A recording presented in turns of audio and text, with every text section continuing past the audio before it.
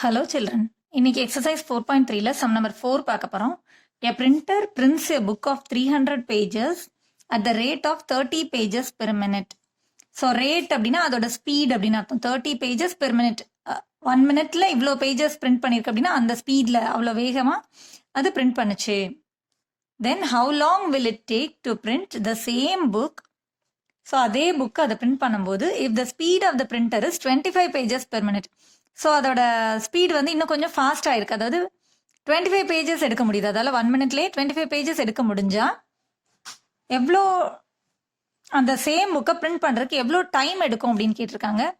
ஜென்ரலாக பார்த்தீங்கன்னா நார்மலாக இருக்கிற சம்ஸில் வந்து விட இது கொஞ்சம் டிஃப்ரெண்ட்டாக இருக்குது. எப்படின்னு பார்த்தீங்கன்னா இப்போது ஸ்பீடு கொடுத்துருக்காங்க, 2 ஸ்பீட் வேரி ஆயிருக்கு. 300 பேஜஸ் பிரிண்ட் பண்ணியிருக்கு அப்படின்னு சொல்கிறாங்க.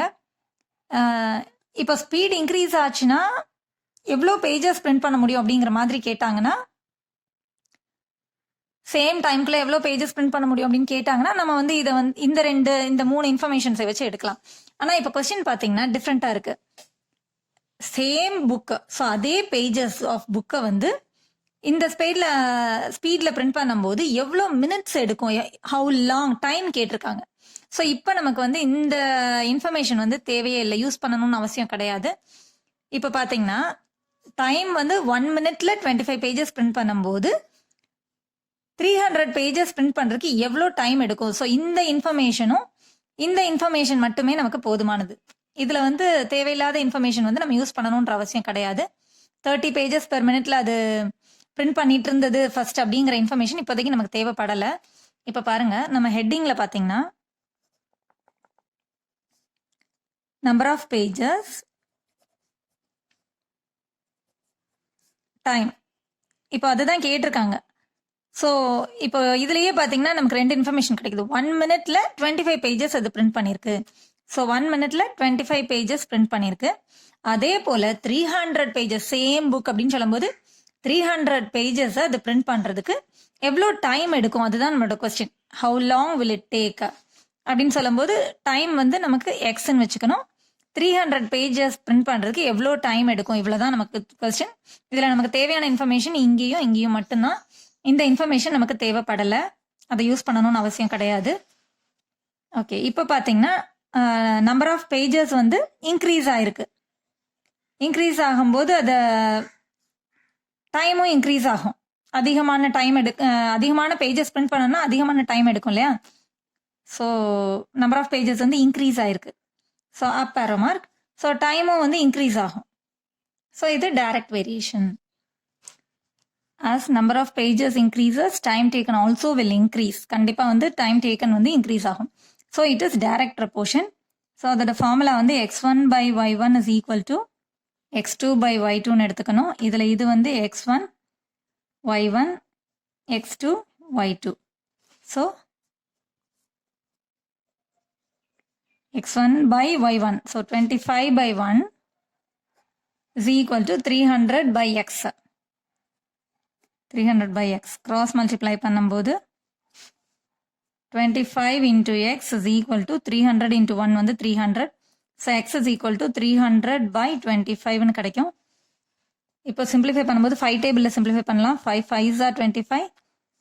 30 எப்போ வரும்னா 6 are 0s are. இப்போ 5 டேபிளில் திரும்ப சிம்பிளிஃபை பண்ணலாம். 1s are, திரும்ப ரிமைனிங் 1 கிடைக்குது. 2s are. So 12 by 1 is equal to 12. So 12 minutes எடுத்திருக்கு அப்படின்னு அர்த்தம். It will take 12 minutes to print 300 pages. அவ்வளோதான், ஆன்சர் கண்டுபிடிச்சாச்சு.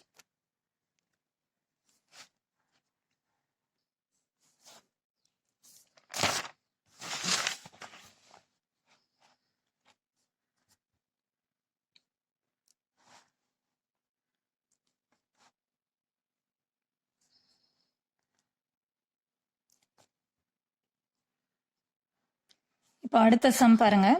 If the cost of 6 cans of juice is rupees 210, then what will be the cost of 4 cans of juice? So இதில் வந்து 6 cans வந்து இவ்வளோ ருபீஸ்னா 4 cans எவ்வளோ அப்படின்னு கேட்குறாங்க. ஸோ இப்போ நம்ம ஹெட்டிங் எப்படி எழுதிக்கலாம் அப்படின்னு பார்த்தீங்கன்னா நம்பர் ஆஃப் கேன்ஸ், காஸ்ட்டை வந்து ருபீஸில் போடுறோம்.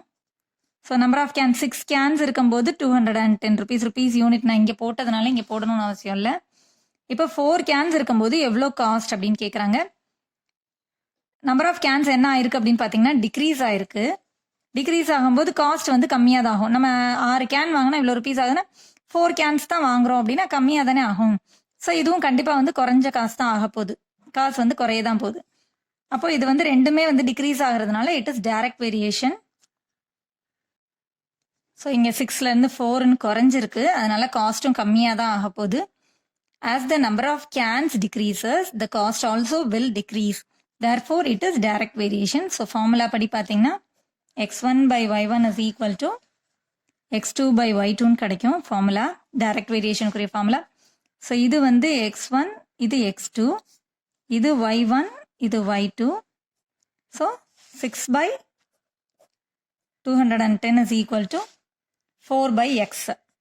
4 by x. So, cross multiply பண்ணோன்னா 6 into x is equal to 210 into 4.